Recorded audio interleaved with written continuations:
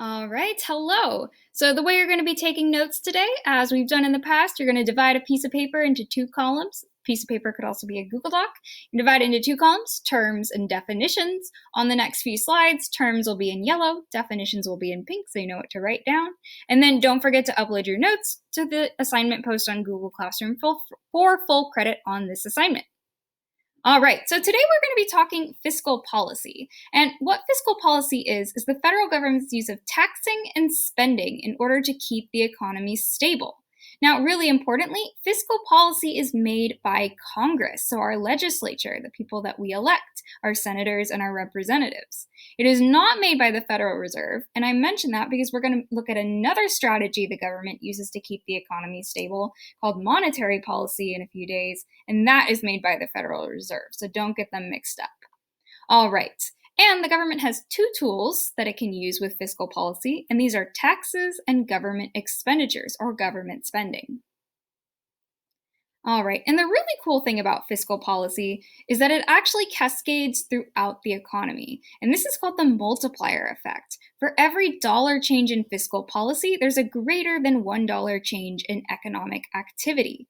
So if the federal government gives Social Security benefits to my grandma, she goes out, she buys groceries, that affects the people at the grocery store. They now have more money than they otherwise would have, and then they're going to go out and spend that money on cars, on movie tickets, on houses, on plane trips places, and that will benefit the people in the industries where they spend their money as well. All right, so fiscal policy can either be expansionary or contractionary, and these different types of fiscal policy are used to respond to different types of problems. So expansionary fiscal policy is aimed at increasing real GDP in order to combat recessions. So this is the policies that the government implements when the economy is not doing well. So kind of think of it as putting your foot on the gas. And as we mentioned, right, the tools of fiscal policy include government spending and taxes. So here's how the government uses them in expansionary fiscal policy. It increases government spending and it decreases taxes. All right, so let's look closely at how that works. So when the government increases government spending and buys more goods and services from the general public, that triggers a chain of events that raises output, raises GDP, and creates jobs. So, for example, you might have learned about the Great Depression last year in US history, which is one of the worst economic crises in American history.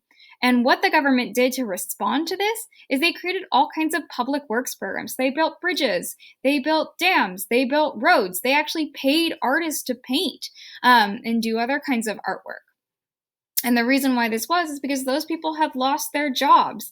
And the government figured that if they gave money to those people, those money would go out and they would spend it in the economy and prevent other businesses from losing customers and eventually closing. Now, the other strategy the government can use in terms of expansionary fiscal policy is decreasing taxes. And just like increasing government spending, the effect of this is that people, when you cut taxes, so when people are giving more or giving less money to the government, right, this allows them to go out and spend that money in the economy, which increases output and increases the demand of all people across sectors of the economy. So, for example, during the Great Recession, not the Great Depression, so a more recent economic and more minor economic crisis during the 2008 recession, the 2009 Obama stimulus package included tax cuts. All right, so as we mentioned, expansionary fiscal policy is used to respond to recession, but fiscal policy can also be used to combat a different type of problem, which is inflation, which, as you remember, is a general rise in the level of prices.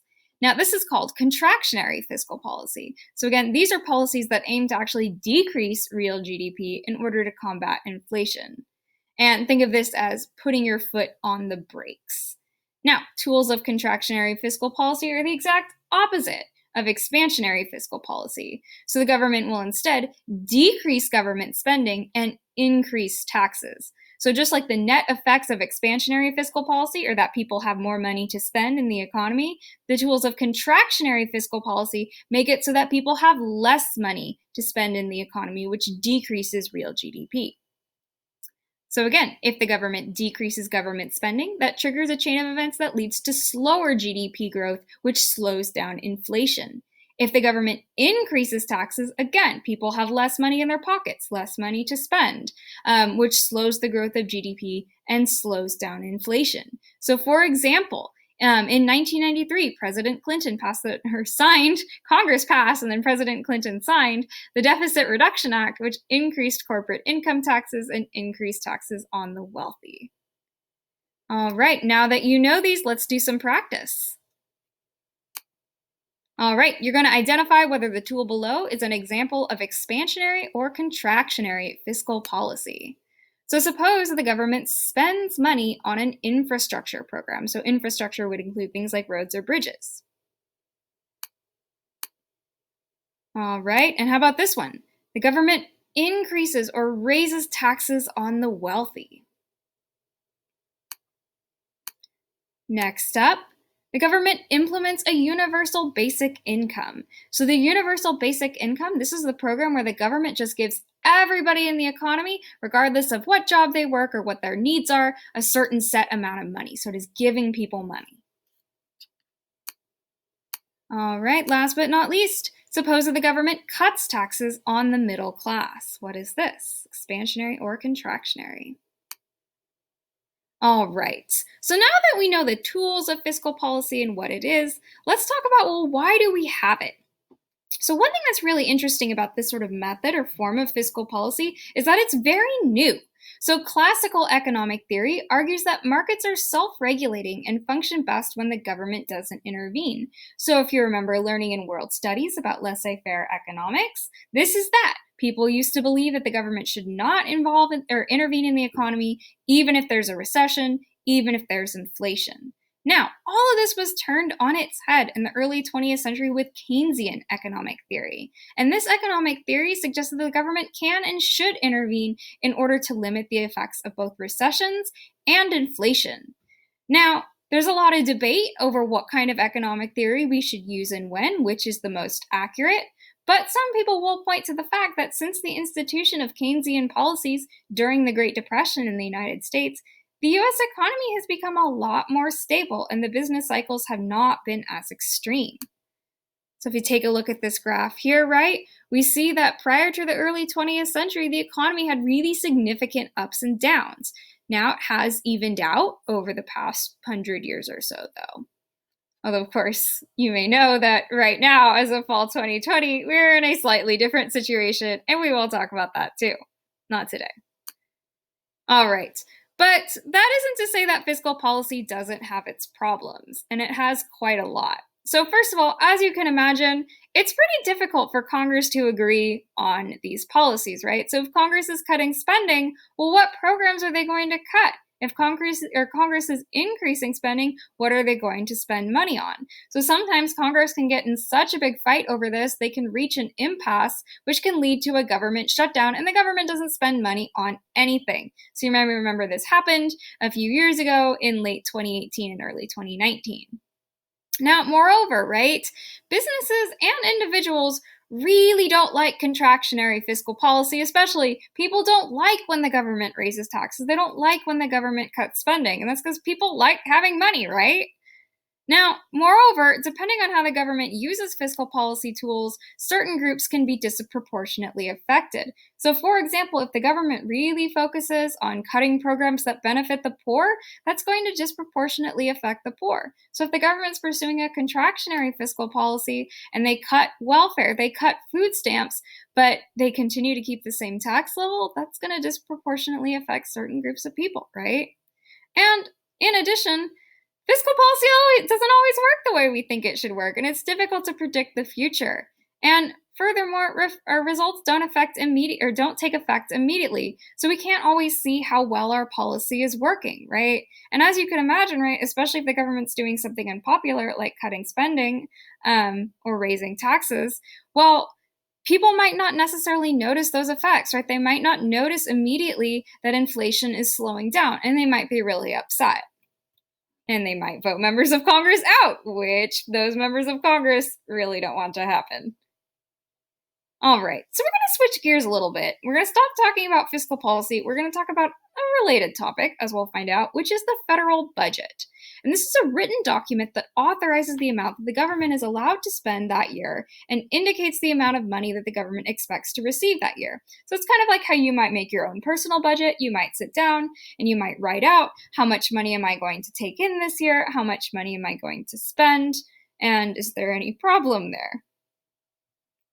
All right, so suppose that the government has a balanced budget, which is where revenue or income is equal to expenditures. The government's taking in as much money as it's spending, right? Maybe the government even has a budget surplus, which is where revenue is greater than expenditures. But then there's a market crash or a pandemic, and the economy enters a period of recession. So Congress knows what to do. We know that during times of recession, you pursue an expansionary fiscal policy. But what's the problem when you increase spending and your income remains the same or even decreases? Is there a problem there? All right, and this is where you run into a budget deficit. And this is when the government spends more than it takes in during one fiscal year. Now, suppose that the government has a budget deficit over multiple consecutive years, and those budgets start to accumulate. The government doesn't pay off that deficit. This leads to something called the national debt, and that is the total amount the government has overspent accumulated from year to year. So deficit is short-term in 1 year. National debt is that accumulated over and over from year to year. Now, if you're a Keynesian, so if you favor government intervention in the economy through fiscal policy, you might argue that it's okay to run deficits in the short term, right? It's sort of like if you're sick, you need to take the medicine, even if it doesn't have great side effects, right? But in the long term, the national debt, if it gets larger, can cause significant problems.